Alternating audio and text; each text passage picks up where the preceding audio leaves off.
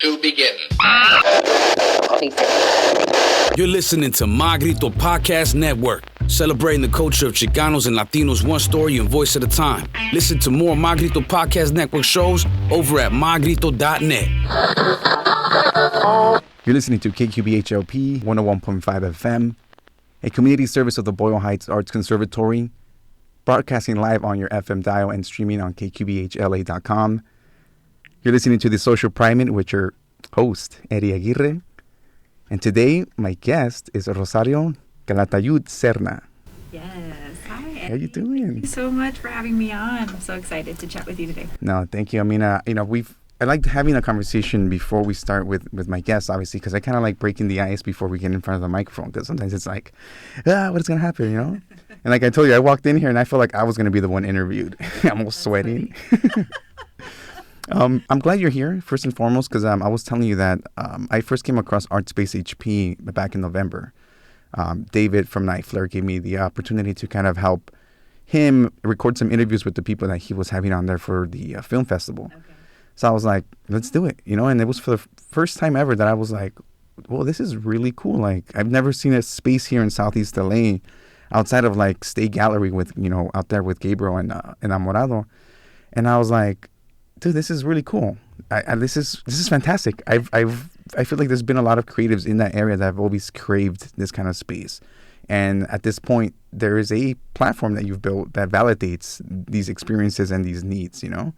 I'd love for you to tell me a little bit about that. Yeah, absolutely. I think that for a while now, there's been a misconception that the creative communities only exist in certain neighborhoods or certain parts of the city, certain parts of LA, when in reality, these creative hubs have been flourishing and have been active for years, you know. Apart from Stay, we have the Sena Art Center, we have the Sena Artists Guild, so many groups of different folks who have been activated, but also, you know, also need a space, a physical space. And kind of that's where ArtSpace HP and the need to have this space kind of came to be. That's beautiful. Yeah, I'm sure you can just fix a little bit of audio because I'm obviously a newbie here. So your microphone was off, of course. Oh, my God. That was like, why can't I hear you? We're on now. Okay, people, we're starting all over. This is what happens, you know? This is a live thing. The live thing. It's part of the business, part of showbiz. So to reset again, I mean, for people who probably didn't hear that, it's one of those spaces that I found very important, and it's cool that you're doing beautiful work. You know, I went there. The last thing that I went to was the Fotolandia. What do you think of that? It was beautiful. You know, like, you know, one of the things that like really connected with me is when I showed up there was this photographer that I came across with that I actually have his name, Jose Esteban Obuya. Okay. He had some photography there, and I met him. I was like, hey, you know, what are you doing here? He's like, I have some photography being showcased. Cool. Eventually went into the room that you guys have the, you know, everything in the gallery. And I started seeing his photography, and he started telling me like, yeah, this is the first time that my photography is being showcased. And just the look in his eyes, I was like, this means something to him, you know? So I was like, you can't, there's no way to buy that, you know? That's a genuine expression. Absolutely. And yeah, Fotolandia was, I think it was awesome. You know, it was like a whole 3-day event, I think. Yes, it was a 3-day event. It was workshops, performances, and of course the art exhibition, which was also really important to be able to highlight the work of folks who were maybe exhibiting for the first time or folks who have exhibited work in other spaces. It was important to bring them into the conversation to highlight the talent on our point before, the talent and the work of artists in the Sela area that have been active for a very long time, you know, concentrating all of that in a festival like Fotolandia and having that at ArtSpace HP was really important to the co-founders of the festival and also of the co-founders of the project in of itself, a photo lab of Alex Zamora and Angelica Salcedo, with their mission to really bring the tools and the expertise of photographers and photography into our cities and our Sela neighborhoods like Huntington Park to be able to really come together and skill share and learn and share opportunities, Yeah, I love how you use that word Skillshare because that is one of those important things that sometimes some of these skills are, you know, they're out of our reach because they're too expensive sometimes. You know, like, hey, you need some headshots? Oh, $200. Like, oh, I don't have $200. Exactly. You know, but one of the things that I noticed that you guys had with some sort of workshops that kind of goes into that. And I think there was some that offered these services as well, right, for the community. Yeah, that whole festival, for example, was actually 2.5 years and 2 years in the making now with these free workshops that they were hosting. And then an opportunity came up for some funding, an opportunity to be able to fund that. And so through ArtSpace HP, I got in touch with the funders of the program. And I said, hey, there's so much to offer here in Cela. Can you please come and do a workshop? And they said, yes, we'd love to do a workshop. We got some signups, and the funders were able to meet a few of the artists who had applied for the program. And so that's also one of the reasons why it was important for me to have the space and be in contact with folks who are funding projects, who are providing those opportunities for artists to be able to bring them out there and then, introduce them to opportunities to fund their projects. Yeah.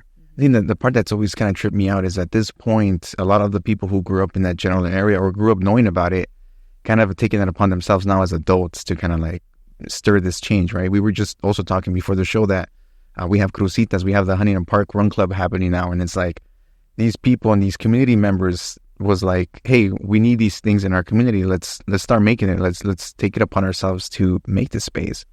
And I know some people will be like, well, the resources are always there, but it's just people don't look for them, and then that is a big thing too. But that's also because sometimes it's really hard to, you're surviving that you don't have time to focus on the legal stuff to try to like get into these resources. Absolutely. Huntington Park is a working class neighborhood. My parents are immigrants from Mexico. And a lot of us and a lot of folks that I've met through the space, their parents are also, they came from other countries and they're first generation here, like myself. And so I think that now we're seeing this phenomenon of folks who are not wanting to necessarily leave the neighborhoods and the communities where they're from. They might leave because they're pursuing, their education, or maybe they leave because there's a job opportunity. But then there's this idea of coming back, whether it's because our parents are getting older or because there's this real desire to change the communities that they are from, because it's no longer just to live and survive. Now it's to thrive, right? Yeah, exactly. And it's to understand what are the things that are missing from my neighborhood and how can I take action to make these things come to life, and how can we come together to make these things happen. So the Run Club, for example, the Knitting Club, Semillas, Sustainability with Priscilla and her sisters. That's another case of folks who also left and then came back. So it's been really, really nice to connect at ArtSpace with a lot of, our generation of folks who are doing the same thing. Yeah, like this. I don't know if it was you guys did something together with Chicas Rockeras too, right? Yeah. See, so that's another platform that's been created for the youth, and just focusing on different things, different safe spaces for others, Because sometimes not every space is everybody fits in there, Sometimes you do have to create these little outlets for just that specific group. Yeah, and I'm still trying to understand what exactly that is. When folks say, "Oh, well, who's your core audience?" and I say, "Well, it's everyone from Cela, because we have everyone from Chicas Rockeras to sometimes we have the running club who are athletes who are not necessarily related to art." So it's interesting how having a space that can have a wide enough conversation through the arts also brings in interests of other sectors. But at the end, it's all rooted in this idea of community, and it's rooted in this idea of support, and it's rooted in this idea of coming together and talking about things, engaging with people you might not know. Bringing up conversations in the space in the day-to-day. So yeah, no, it's good. Again, it's a really good form of validation to, again, our needs, and our wants, to be honest. Like nobody was going to give that to us, and again, people have been craving it. That's why there's such a good reception to what you've been doing.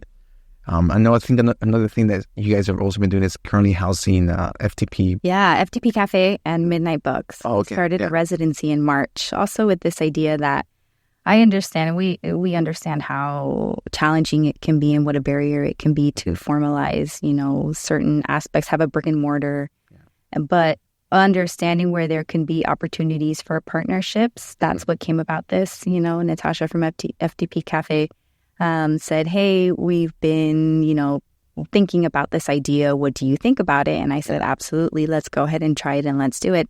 And that's how we have been able to come together and have so many fantastic events, so many workshops coming up, for example. and really bring in this whole new sector, because each of the projects has their own following, has their own groups of individuals who have been following what they've been doing for a few years now. So having us all under one space has been really special. And now we're also able to open more times a week, because when I was by myself, I just focused mainly on when we had exhibitions. So I would open on the weekends or when we had workshops and that such. But now that we're open and we're all working together, it's been really nice to be able to have, everything from workshops to poetry readings to open mic nights and other art shows organized by other folks in the community, music shows. And the live art, I think, too, Sela Art Center kind of relocated their workshops there, right? That's right. We've been able to do this a lot. Yeah, no, that's a lot. Last couple of months. Now that we're talking about it, I realize. Yeah, the Sela Art Center also, their live drawing taking place on the weekends, on Sundays, has been really great too, because they also have a very specific group of folks who go and practice their drawing. And for a lot of folks, that specific class is very out of reach because it could be really expensive. So of course, being able to offer it at a more accessible price has been really great. Brought more people to the space. Nice. Well, I do want to know, how did you end up in this position? What in your life led you to hey, I need to come back and show that we have these tools available. We just need to show these people how to use them. I definitely had to make a life decision because before I moved back, I was living in New York. I had been there for a good amount of time. I thought that I would be there until I didn't really think about not living in New York and not doing what I was doing. I was working in the museum world at the time, leading educational programs. Before that, I had worked at foundations and cultural centers. So I definitely knew that my world and my career revolved around the arts and community and understanding what that meant in New York. And every time I would come back home, I would realize, or I would see trends in things that were happening around the city, right? But things were always concentrated in downtown LA or in Long Beach or in Pasadena, no?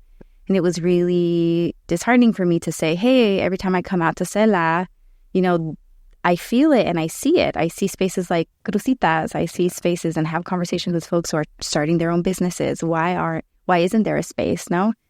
And that's really what drove me to think, okay, I think that this is what is next for me. And let's go ahead and do it. Not really knowing 100% what it was going to look like. Yeah. But I said, if I give myself the time to think through and learn what it takes to build a business, I'm going to get there. Yeah.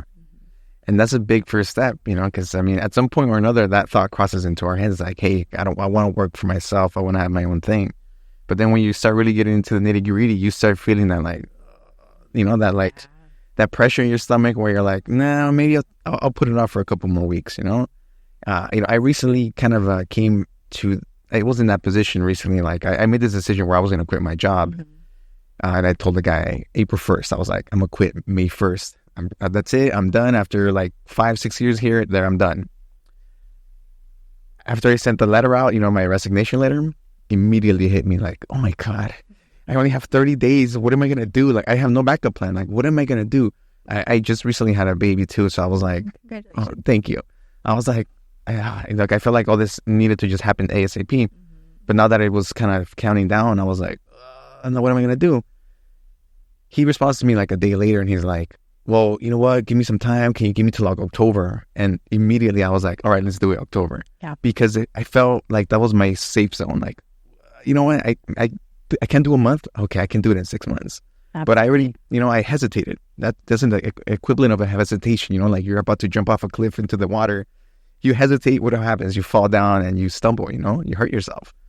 I kind of did something similar where I just prolonged that, that feeling, instead of just ripping it off, getting it over with the Band-Aid, I prolonged it till October. So now I'm like, I got time. I feel comfortable. Yeah. But el tiempo corre, Yeah. But it's also, everyone has their own pace and everyone has, the understanding what your realities are and what is doable. And that is also really important because in these 6 months, maybe you'll get, a different conclusion to things that you might not have reached, conclusions you might not have reached had you done it, had you jumped off that cliff.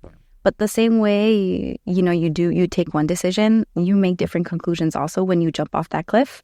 So it's like cause and effect. Everything is going to have, its cause to the decisions that you make. Very true. But I think that if you are aware of your surroundings and are very understanding and graceful with yourself, right? Because owning a business is not a straight line at all, right? So understanding that and just, taking that step, and we were talking a little bit about fear, taking that fear and doing it anyway is kind of something that is really helpful once you start understanding and you take a step back, right? 6 months after, you're like, oh, okay, well, maybe it was okay that I took that time. Yeah, right. Maybe it was okay that I jumped. Either way, I mean, you're still going to bounce back up or something. Absolutely. That's a good point that you brought up because, at some point as well for me, like there were these moments where, I think at some point as a person, if you study yourself enough, you kind of start realizing that your body goes through like these emotional roller coasters and just experiences. And you start learning that each of these experiences, although it may be different in situation, in essence, it's kind of like the same thing. Like you feel the fear, you know how that fear is going to rise, stay there, kind of like make you overthink. But if you start learning these patterns, you can kind of start learning how to ride that wave, and then you can navigate a little bit better through these kind of fears. Yeah. And that's something I've experienced myself as well, where like I feel a certain type of way. Of course, not this last situation I just told you, but up until then, I was like, okay, if I feel this certain type of way, let me analyze why I feel this way. Let me break it down.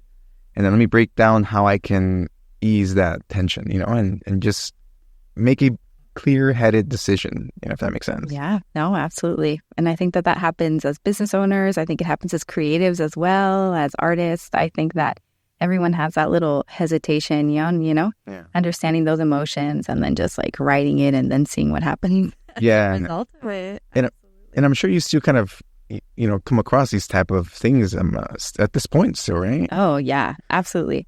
Definitely when it comes to making decisions, even of like spending $1, it's always like, oh my gosh, is this what we need to do?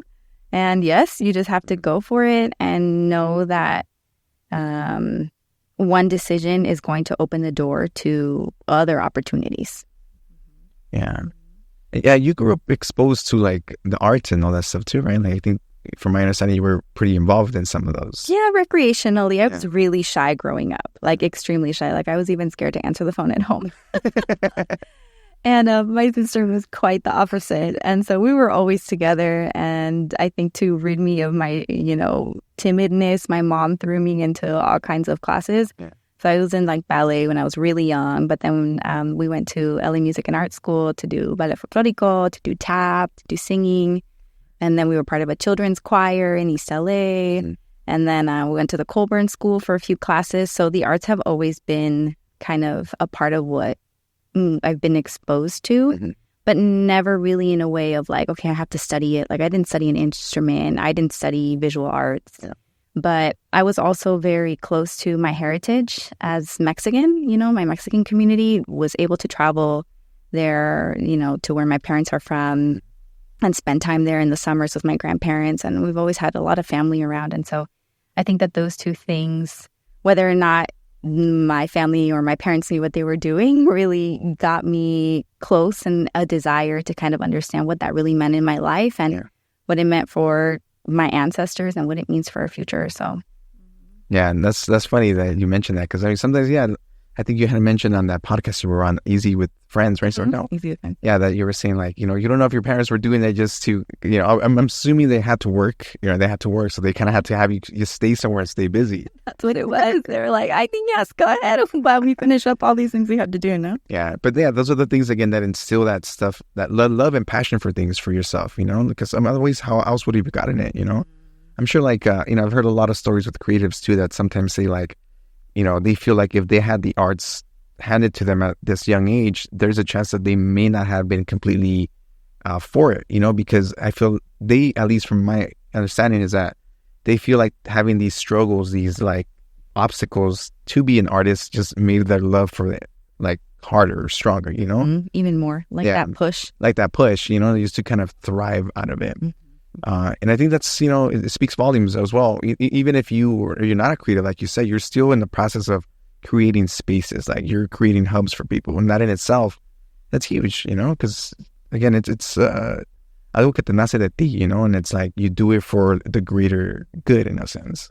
Thank you. Yeah. And I think when we're thinking about what options are available in terms of exposure to the arts and at what age, it's very different when you have the option to be a part of those kinds of things or be exposed to those kinds of, arts expressions, art classes, and then not to. So when, if you're a parent and you want to have those options, to be able to have that. And at some point, we were thinking about doing that, and we did do that through ArtSpace HP, and there's still plans to continue doing that. Yeah. It's game changing. No, it's game changing to expose children, youth, and us even as adults, to a collage class or to a group of folks who are just coming together to, recreationally create stamps and, make cards, all of those things are very important. Yeah, especially as adults, because we lose touch. We lose that touch or artistic expression at a very young age. 18, and you go to college, all you're doing is working. Unless you were specifically trying to be a creative, you're not creating stuff. You're just kind of grinding. Yeah. And so you hear there's a workshop for stamp making, and you show up, and you're like, where has this been my whole life? Yeah. I look forward to just seeing like events come up, and I'm like, where's this taking place? ArtSpace. Oh, nice. Yeah. It's happening, It's coincided too with just the timing of some things having to close, some folks having to find different spaces, or the timing of, okay, we have this event annually, but the place where we were last year didn't really fit the needs. Can we do it here? Mm-hmm. So thinking again about timing and how important that is too in the cycle of a business, in the back of my head, I'm always like, It'll land when it needs to land, and that patience and that perseverance, even in a space like ArtSpace HP that's always has movement of creatives, there still needs to be that perseverance and that patience of okay, strategy, then next steps, and if it doesn't work, what's next? Yeah, kind of pivot to the next thing and see what to the next thing. Yeah, I mean, I will imagine just, a space like this requires, regardless, some sort of funding, and I think, again, I don't know what the whole process was for the last couple of years of why it took so long to have a space like this. I don't know if there was just nobody was interested in creating a space like that, or I don't know if it was something that the city was imposing. Who knows, but all I know is it's happening now, and I think it'll be really cool to figure out, or at least be able to provide more information to anybody who's willing to put into work to start spaces around this in their neighborhood, to find out kind of how to get through that, those obstacles. Yeah, there are a lot of options. One thing is definitely the understanding that maybe sometimes the knowledge or the resources to understand what those structures can be for these kinds of spaces sometimes get stuck in the knowledge pipeline, no? Yeah. So sometimes that information isn't just accessible to our communities or our neighborhoods, and sometimes it just doesn't get to us. And so one thing we've been talking about too at ArtSpace is being able to host these kinds of workshops more frequently, get experts in here to tell us, okay, if I'm an artist and I want to have this, I want to at some point live from my photography, how do I do that? If I want to open my own art space, how do I go ahead and do that? Because the success of any art space or gallery is dependent on the success of other art spaces. No, we can't function just by ourselves. Yeah. And so understanding that if the networks continue to grow, that means that there's more eyes in the area. That means that there will be more funding projects in the area. So it's important. So how would that look like? Like let's say you want to continue growing. That requires the community and just organizing and informing the community members, right? Yeah, it could be, individually, finding those specific people who are going to be able to support you. Because sometimes, when we think of funding or resources, it's not just money. Yeah. Sometimes it could be creating a really amazing volunteer program where you have youth who are, developing certain aspects of, the programs that you want to happen. And as long as you're meeting your objectives, really, it can go anyway. Yeah. any way, shape, or form. It could take any way, shape, or form. And now, how do you feel knowing that this platform, this space that you've created has gotten this reception? I mean, I can only imagine, like, you know, me doing this podcast, you know, if when somebody's like, hey, that's a good episode, it makes me feel like, hey, okay, I'm doing things the right way, you know? But you seeing this reception, like, what has been your outlook on this now, like from when you started, like your initial vision? Yeah, it really creates a physical reaction in my body. I'm always really filled with a lot of excitement and emotion whenever we see things first come from an idea to then come to life. But also during art exhibitions, for example, we had during the Sela response to, you know, the conflict in Gaza. Yeah. We had a lot of artwork. It was one of the first shows that we did with it was like a group open call and a group show that we were able to put together like really last minute, and it was really beautiful. And there was one piece where we had a community member come in that day to hang out, and they brought their grandmother in, and their grandmother is hard of hearing, and they communicate through sign language. Yeah. And I was sitting in front of them, and I saw them come in, and I saw him talking to his grandma in sign language, and I said, oh wow, this is beautiful. And then I realized that they were looking at an art piece because the art piece, you know, was spelled out of Free Palestine in sign language. And I thought, oh my goodness, this is exactly why we're here. These constant connections that we're making with art that really connect through so many of our day-to-day, right? Which is really, again, the goal of ArtSpace, is to understand the role of the arts and the role of artists and what they can contribute to our day-to-day, no? And understanding how important that is for our communities, and understanding how important that is for our, you know, our health. We want to be able to thrive, and the arts and the creatives are so important to that. So that was a beautiful moment that we experienced there at ArtSpace. Yeah, I had the opportunity to be there. There was like a poets. We had Jessica Salgado, I think. There, yeah, and among other ones, there was some beautiful poets, poems, and everything happening that night. And there was a shrine going on outside, you know, for Palestine. And I was like, this is what this is about. This is a space where the community can come out and, you know, relay information and know that there's other people in their surroundings that feel the same way. You know, because again, you're sometimes on social media, you think you're just seeing everything on your own, and everything feels kind of isolated. Yeah. But when you really take a look at the bigger picture, you start seeing that there's people who really feel the same way about this kind of stuff. And it starts making it feel real, you know, like your emotions. Again, this is all about validation and stuff. And one of the things that I've always found like interesting about just art in itself is that creatives, or just anybody who has the ability to build, right? They're taking this, like you said, this idea and materializing it, you know, and that's one of the biggest things that you can do. You're just taking this out of nothing and somehow seeing it through all the way through until you have like this result that has weight to it. And you're like, wow, like this is cool. And artists do that by expressing all these emotions and just finding a physical form to kind of say like, hey, whoever is listening to this, or whoever's, you know, what am I saying here? Consuming this art form, again, they're being validated. And then also the person who views it finds points of connection and says, hey, this person is feeling what I'm feeling, and maybe that makes me feel less alone. Yeah. And that makes me feel like, oh, I understand. No, I understand my experience. You're validating. You said, no, validating your lived experience, which, I mean, that changes lives. I've seen it change lives. Yeah, and again, these are those tools, you know, they're not physical tools, but they're tools that you can give to somebody, like, and say like, use this, apply it to your life, you know, and it will take you to different places, you know, that you never thought possible. And it's all about really just allowing yourself to connect.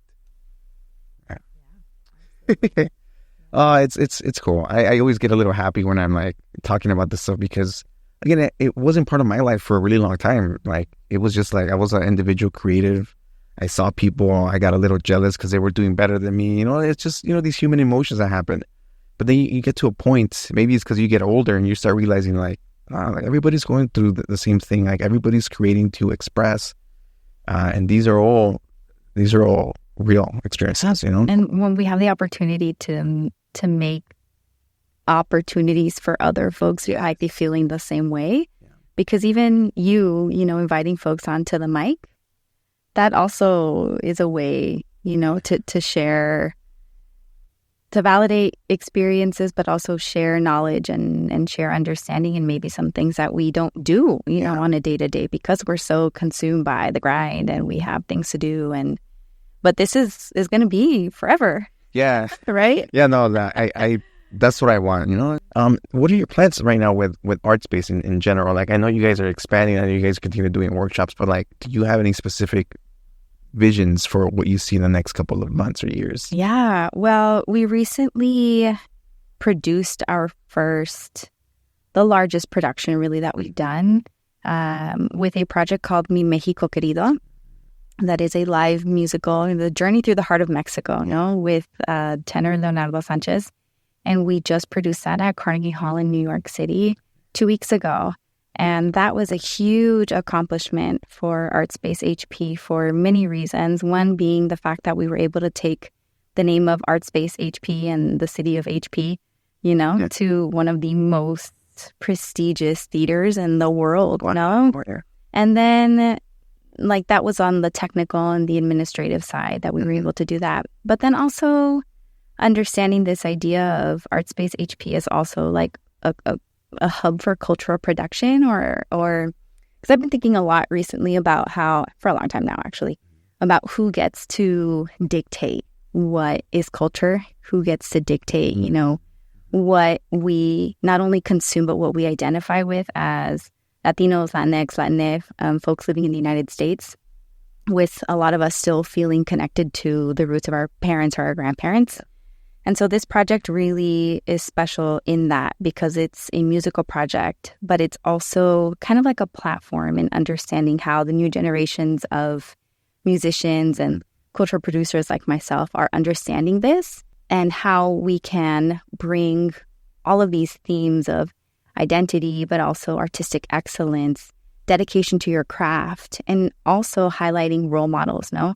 How musicians and how folks that we might not know in the day-to-day or are not super famous also have really amazing careers, really amazing life stories. And how can we tell these stories through the production of projects like Mexico Querido? So Mi Mexico Querido is now, you know, we're pushing for this project to be in other spaces. We're, you know, looking to bring it here to LA, to bring it to other stages in the US, and definitely continue, you know, to produce it in Mexico. And so that's what we're focusing on now, kind of like this branch of ArtSpace HP as cultural producers that we've been now working on for a few years now, but then that came to life 2 weeks ago. Yeah, that's awesome. No, I saw pictures that you posted on Instagram. Like, that hall looks amazing. Yeah. Yeah, so I imagine just being there and having the, you know, so it's like a musical score. Is that what it is, or like a? It's a concert. Oh, it's a concert. It's a concert.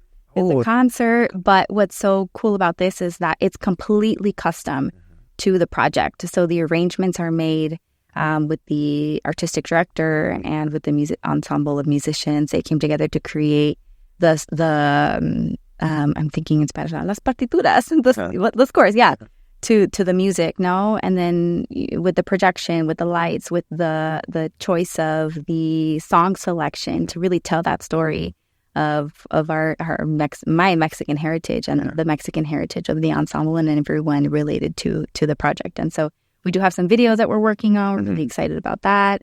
And yeah, more to come. But apart from the production stuff, we're still like full force ahead with all of the things that we have planned in the space for now the summer and also the fall. And we're part of a project that is going to launch in September.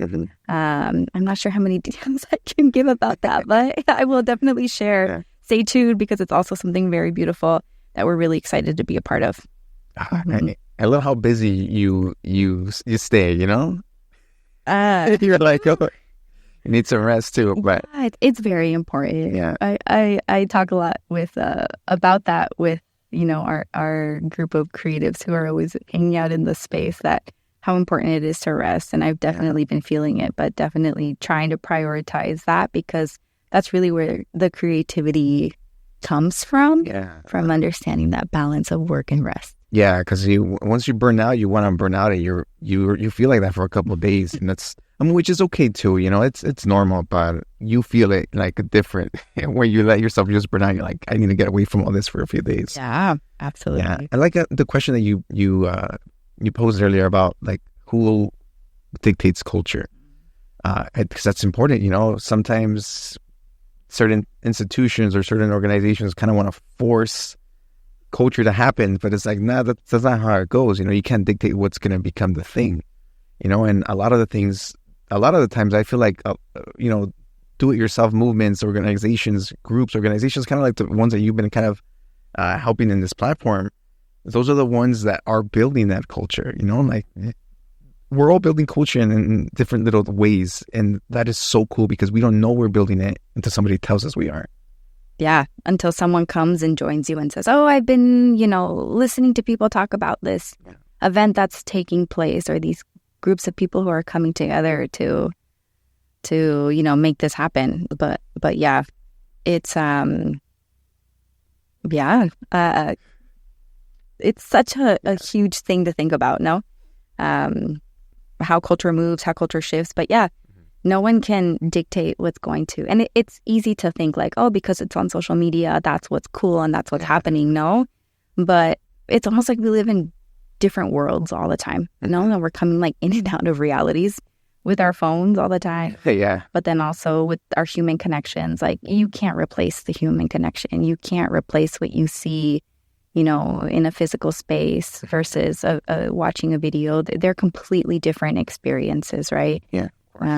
So that connection with artwork physically, or with the conversations that happen, or with knowledge that's shared through a panel discussion or a performance, it's always going to be a different experience. Yeah. But that's what keeps things fresh, like it doesn't get stagnant because you don't never know what to expect. And it's just like, whoa, At what point did you feel like this cultural director stuff was what you wanted to do? Like, I know you said you were in New York for about 10 years, but did you go out there with the intention of doing that? I was kind of following my heart and following opportunities, because at some point I didn't feel like I was confident enough to take the lead on a lot of the things that I knew that I could do, right? You get kind of thrown into this cycle, especially in big cities where there's so much competition, in understanding, who gives you the green light, who gives you the red light, who lets you take the job, who doesn't. It's so tough. And ni se diga in, the cultural or the arts or the museum world, it's so competitive. And so I feel super fortunate and lucky to be in spaces where I'm still connected to a lot of the folks that I worked with, and learning from that and learning how to be collaborative in everything, learning how to really listen to, your gut and stand up when it's time to stand up, and sit down when it's time to sit down, and not fight it when it's time to not do. Everything has its place and everything has its time, no? But this idea of a cultural director, I didn't even know was a thing. Yeah. Until it's a heavy title, I tell you. Yeah. And once I understood what that could be, I understood also that maybe what I really wanted to do, I hadn't seen it yet. And so I didn't have an exact mold or role model that I was following in the footsteps of so necessarily, right? I knew that there were so many amazing people that I looked up to who were doing so many things, and, working on policy, working on arts education, working on, curation. And now I'm doing a little bit of all of this. Yeah. And I know it's not the end goal, right? Building a team and understanding what my role will be with the team is really what the end goal is for me, in terms of understanding my place in my career and what I want to really do.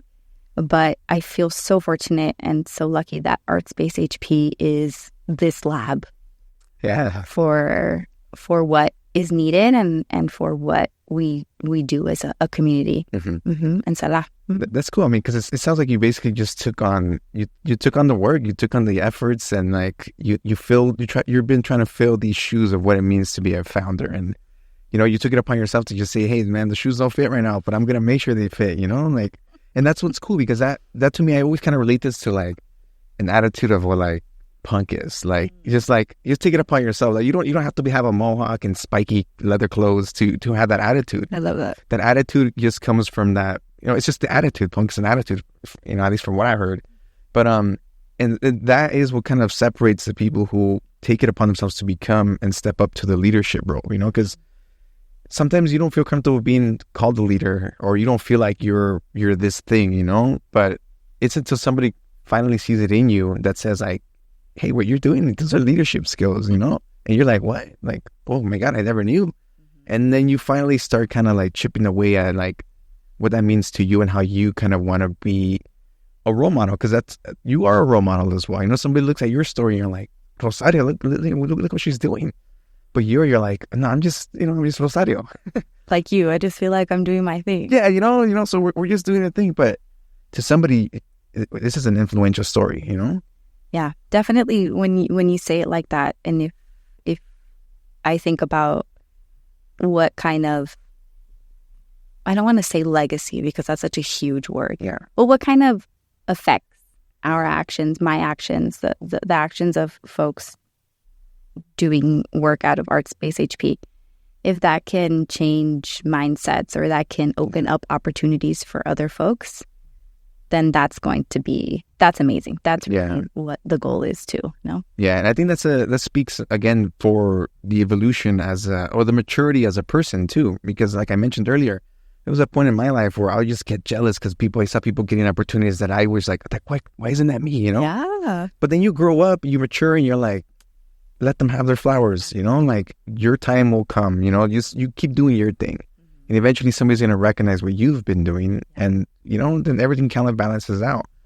But you can't rush stuff either, And I think that maturity comes when you're finally able to realize that like they can have their own lane, you can stay on your lane, and at the same time help each other come up, And again, this is what's beautiful about ArtSpace, that all these collectives are kind of coming together, meeting each other, mixing, melting pot, and everybody's coming out with new networks and like, hey, you know what? There's a cafe store in there. There's a bookstore. There's a Palestine event. Like, it's a beautiful hub that something that super beautiful that you've been building. Thank you. Yeah. Thank you. It's been really special to see how a lot of folks are craving this collaboration, wanting to get in touch, or already, for example, like admiring the work of an artist, but maybe being in the, like, not finding moments of intersection. And then just because you're at the right place at the right time,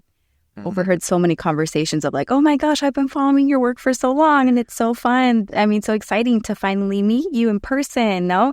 And those are things that last, because then they collaborate or they start, meeting, and then it leads to another project, and then that leads to another project, and leads to another project, no? And I think for the time of during the pandemic, so much of that wasn't happening. And with all of this need and all of this desire to continue to want to collaborate, I think that right now is the time too. And I think that I'm seeing like the results of what the pandemic brought, no?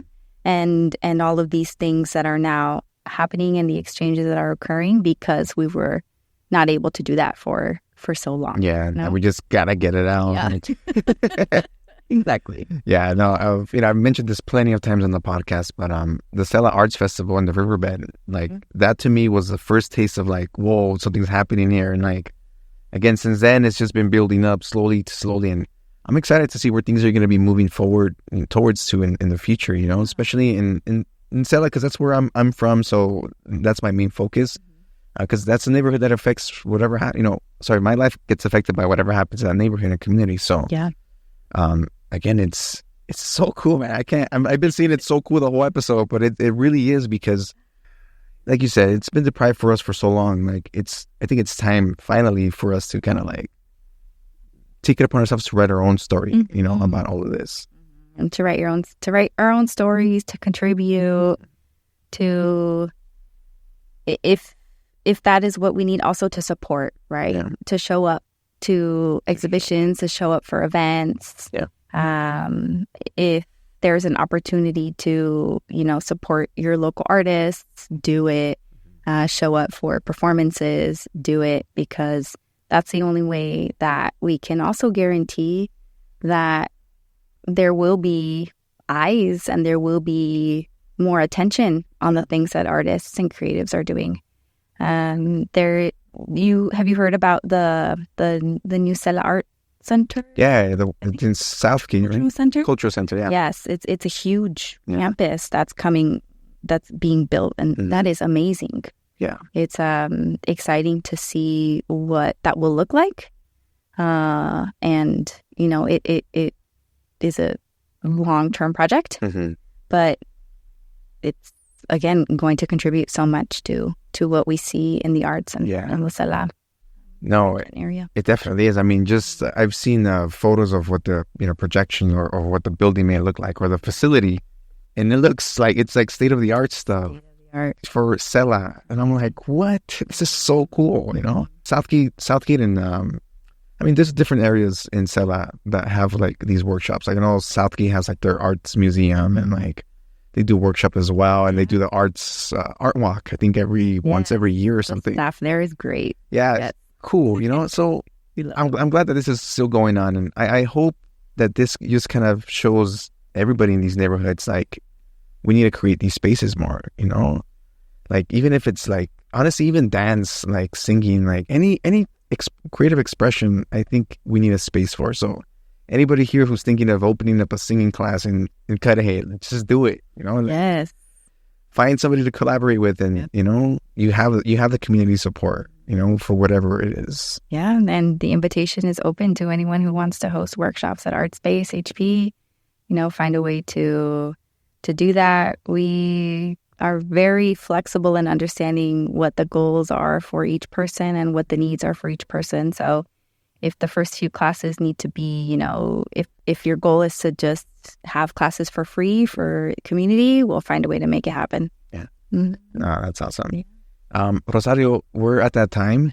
That's so fast. If people want to know more about ArtSpace or visit it, like, what is the best way for them to reach out to you? Yes, definitely on Instagram right now at ArtSpace HP. But we're also online at artspacehp.com. That's where you can find our way to get into our inbox. And also stop by. We have a ton of events taking place in the next few weeks. We also have an event that's taking place in Northeast LA at the Pop Hop with the collective Melifuego, who recently received funding for their project that they had also been doing for free for about a year and a half now. And they're doing a series of concerts, and one of them is in a collective that I'm a part of, a co-op in Northeast LA, and then they'll soon be making their way to ArtSpace HP and Stay Arts as well. So State Gallery. Oh, State Gallery. So it's kind of like a three location concert. Really excited for them. And all of the amazing programs that Midnight Books is organizing and FDP is organizing, more workshops. We're doing a lot more. So it's very exciting. I hope you all can stop by soon. And then you said we can expect more news on like the stuff that you did in New York at the hall. Yeah. So as soon as we have to build a different strategy now to get that project on different stages. So ArtSpace Instagram is the best way to stay updated as that. But then also the page Mexico Querido is on Instagram as well.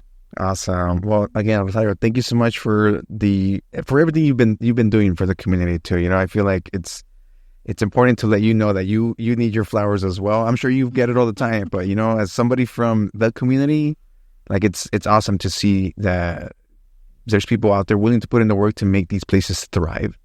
And yeah. Thanks, Eddie. Thank you so much for having me on and for having this conversation and for your words too. I appreciate them. Of course. For sure, I'm gonna catch you on the next event. We'll say hi, because other times I'm just like super awkward. I'm just like just walking away. Yeah, like, okay, see you. But I'll make sure to be like hello. Sounds good. Everybody else, thank you so much for tuning in. Again, you're listening to KQBHLP, Los Angeles, California, 101.5 FM, a community service of Boyle Heights Arts Conservatory. This is a Social Primate. Make sure to check out all episodes on Spotify and Apple Podcasts, and coming soon to YouTube. So with that being said, we're going to leave you here with some music off Banana Leaf Boy with Malo Para Mi. We'll see you guys next time.